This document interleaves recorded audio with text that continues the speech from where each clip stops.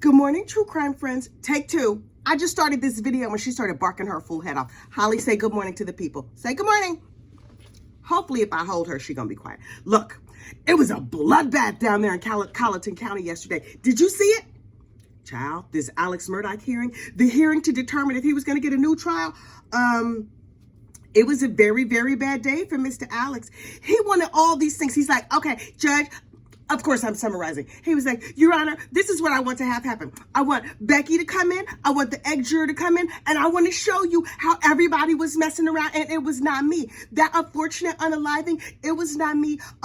The trial was fixed. So can you call this list of people that I have determined? Please and thank you. And the judge looked at the list and was like, nah, girl. I mean, of course, she said it in a whole bunch of more judicial language, but I was like, ooh, it took all day. And, you know, I was in and out because I had things to do. But at the end of the day, it was a very, very bad day for Mr. Alec. Okay, you want to get down? Please don't bark. Dogs. Anyway, so look.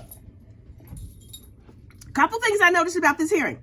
Number one, Mandy Matney. Look at you, girl. I was watching it on the Emily D. Baker live stream, and I saw up in the corner, it said Luna Shark Media. Luna Shark? That's superhero Mandy Matney.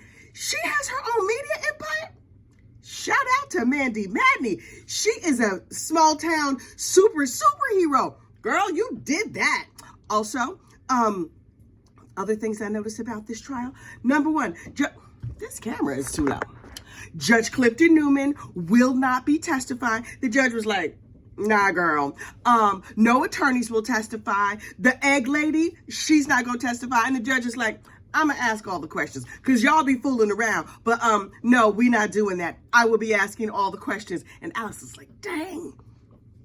I left a beef stick craps game just to come over here and be embarrassed in front of God and all the way. You know, he thought he was going to get all that mess that he normally does in. But the judge was like, no. And the judge that they got, they brought her out of retirement. She's an 80-year-old retired Supreme Court justice. She worked in like the appellate, whatever. You know, I don't know how law works. But anyway, she got up there and she was just like smacking them down left and right. And Dick Harpootlian got up and he was like, Becky Hill says that if there's a guilty verdict, it will help book sales. And so we think that's her motivation. And she's like,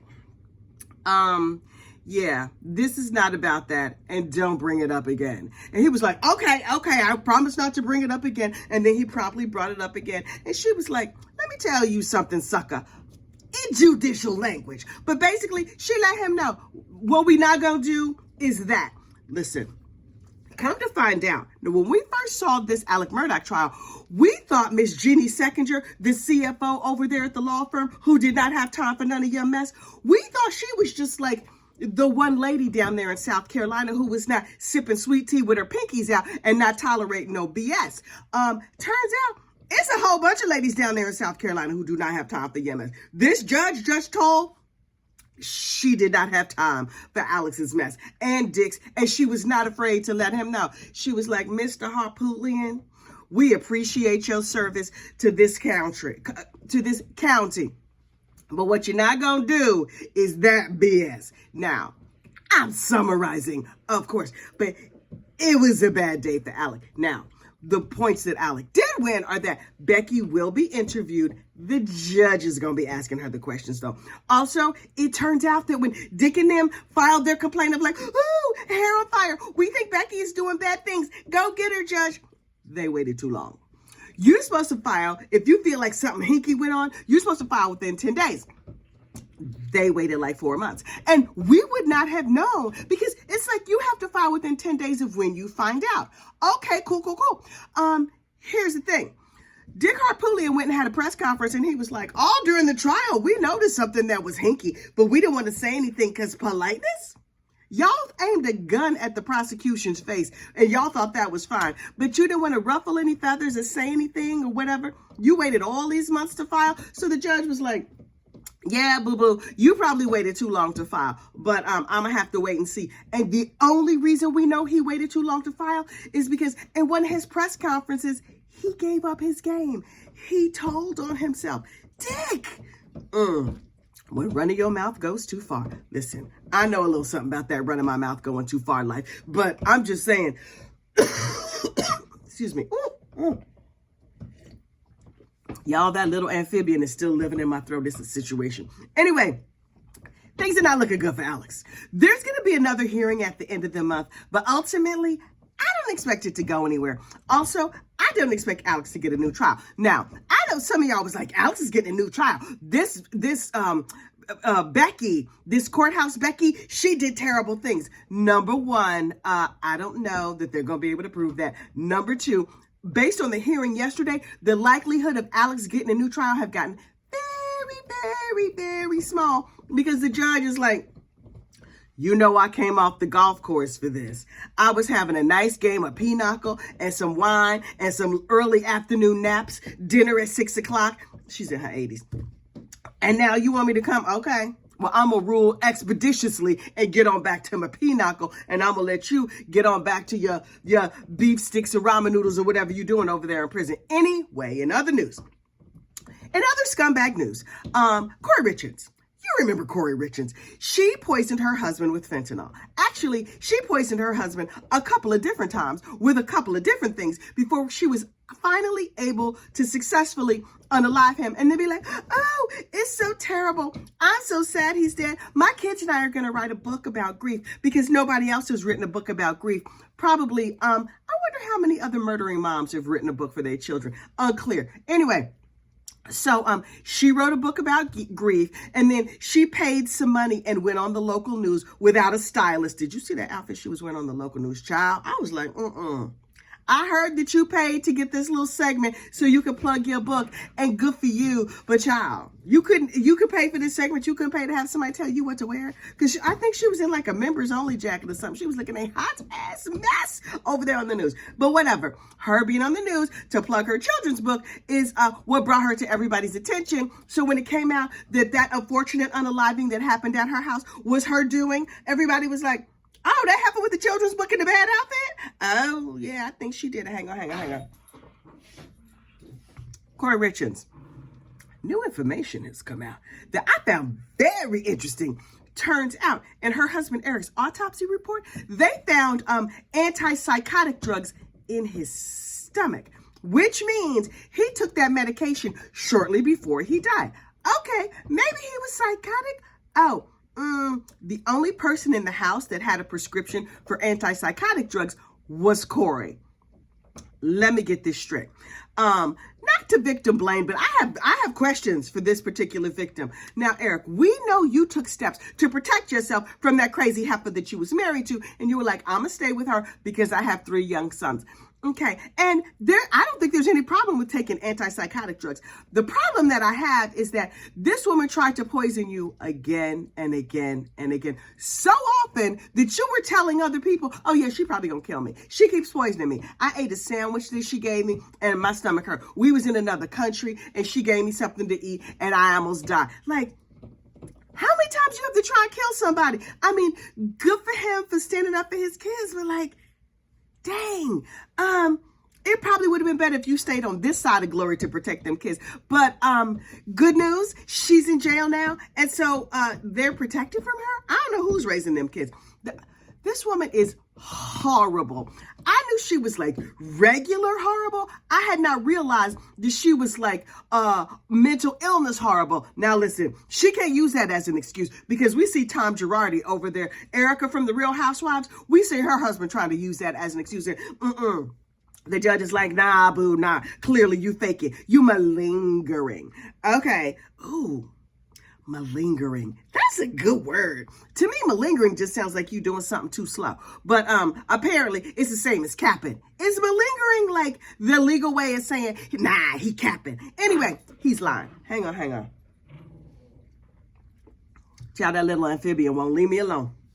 So look, in other scumbag news, Sarah Boone has had her trial delayed yet again. You know Sarah Boone, Suitcase Sarah. She zipped her boyfriend in the suitcase and then, oopsie, forgot he was there and then suffocated him. He suffocated in the suit. Positional asphyxiation. He was in like a crazy position inside the suitcase. And then she was like, police, we were playing hide and seek. Y'all ain't in y'all 40s. I think I stopped playing hide and seek when I was in my single digits. I mean, listen, in college I was playing hide to salami with some boys down at the Sigma New House, but that's another story for another day. But I'm like, hide and seek. She was like, we were doing some art projects and drinking some wine, possibly enjoying a little bit of narcotics. Now, she didn't say the narcotics part. I just made that up. But don't she seem like a narcotics enthusiast? She seems very much like a narcotics enthusiast. She's very, very much an alcohol enthusiast, very much. Because everybody was drunk when this happened. And so she locked her boyfriend in a suitcase, and then he got stuck. And then she videotaped herself saying, see, how you like it now? How you like it now? And then going upstairs and going to sleep. And then she woke up and she was like, oops, he's dead. Hello, 911. I might have accidentally unalived him. Can I use the oopsie defense? Is there a, I forgot, I was drunk defense? Ma'am, most of the crimes that take place happen when somebody's drunk. So that's really, that's not a defense for you. That's not how that goes. So she has gone through lawyer after lawyer after lawyer trying to delay her case. And turns out her case is being delayed again as a surprise to absolutely no one. I believe that her case happened like 6 years ago at this point. Eventually it's just going to be time served. I mean, unless it's life, how long do you think she could push this off? Because she keeps pushing it off. Good for you, Sarah, for being able to push it off. The Treehouse murder case. I found out a very interesting tidbit about this Treehouse murder case. Now, the Treehouse murder case is the state of Florida versus Franklin Tyrone Tucker. He calls himself Ty. Hey, Tyrone, I see you. He's a white dude named Tyrone. Who knew? Anyway, so Ty apparently was not there. There's all this proof that he was not there. But the state is like, we're just going to go with the prosecution of you. They have offered him a plea deal that includes time served.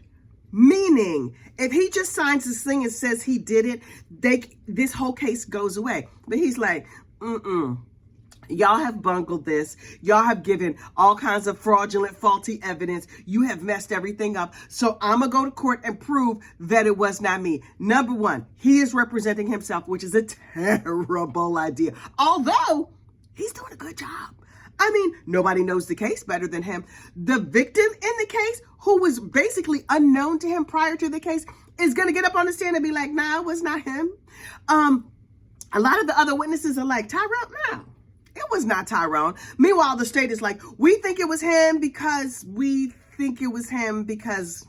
that's what we decided. Can we just go with that? And the judge is like, okay, how about evidence? And they were like, right. Can we get back to you? So that case is ongoing right now, and it is fascinating. The frequency with which they mention crack is truly stunning. Truly, truly stunning. I'm like, oh, if you drank every time they said crack, you would be super, super drunk. Maybe you should smoke crack every time they say crack. I'm not sure how drinking games work. Anyway, last but certainly not least, the body cam footage for Donna Adelson's arrest is out. It is quite delightful. Number one, we waited a long time for this heifer to go down. And so now she just got arrested. How is Grandma Donna over here being the Karen? She's the Karen of being arrested. She's the Karen down there at the jail. She's just like, excuse me, I have questions. They were like, ma'am, there's a warrant for your arrest. And she's like, no, you can't have my phone because my lawyer said, oh, you snatched it from me. Oh, I might need a Band-Aid. My lawyer says I should not give you my phone because there might be evidence in it, ma'am. That right to remain silent, you should probably use that right now. In other words, shut the heck up. So they put her in her nice little silver bracelets and escorted her on. I wanted them to play that Benny Hill music as they escorted her off to the police car, but they don't do that. Apparently, there's not a soundtrack to other people's lives. There's a soundtrack to my life. I just hear it in my head. Maybe nobody else hears it, but I hear it all the time. Anyway, so she's like, there was a warrant. I had no idea there was a warrant. Would I have been given a warning? Nobody notified me, ma'am. This arrest that we're doing right now, this is all the warning that you're getting. Please, let's escort you right on in. We don't want to bump your little head, because clearly we don't want to knock no more evil loose, because clearly it's chock full of evil. And then They had a police officer come and gently pat her down because she's old and she's frail. And honestly, just patting her a little bit might break a bone. She looked frail. Y'all know I'm always trying to get back down to my original weight of 5 pounds and 6 ounces. Ooh, I'm like, ooh, my coffee, I'm gonna put Splenda instead of sugar because, you know, I'm trying to get down to my original weight. But I don't want to be that kind of skinny. Hang on.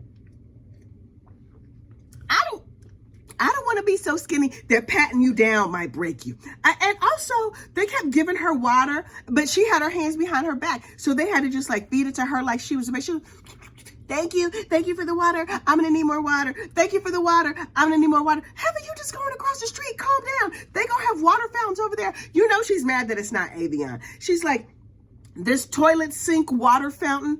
Is this Avion coming out of here? Because I think I'm going to need some. Oh, no, Avion.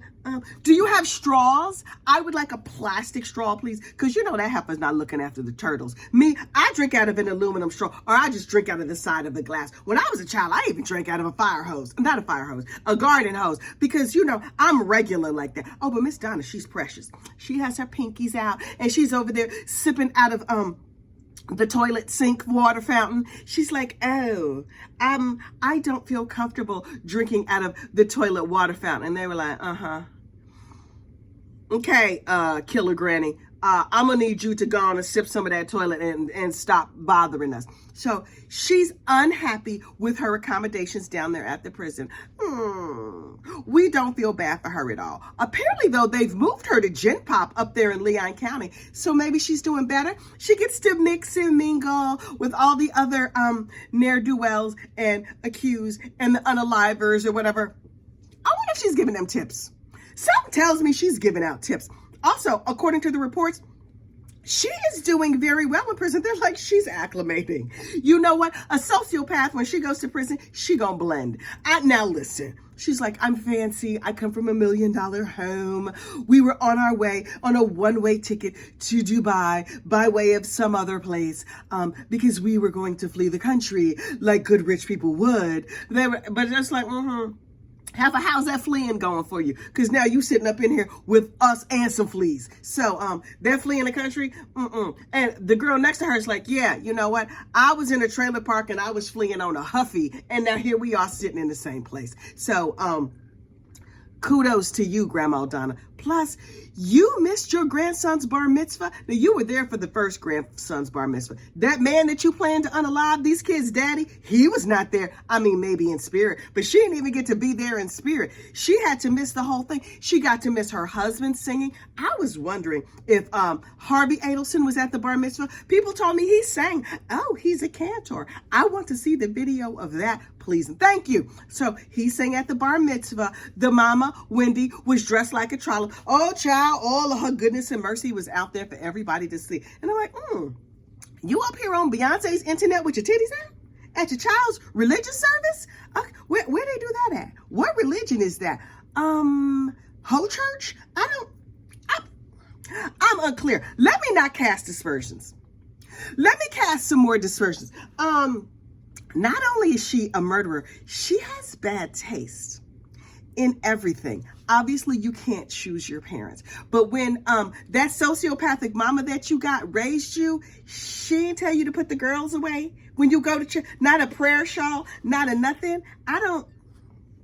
Okay, they clearly not good Southern Baptists. I mean bar mitzvahs, so they're Jewish. But even our nice Jewish friends know better than to have a titty out at the church. You could have used 2 yarmulkes as pasties. Look, I have gone far afield. I need to stop.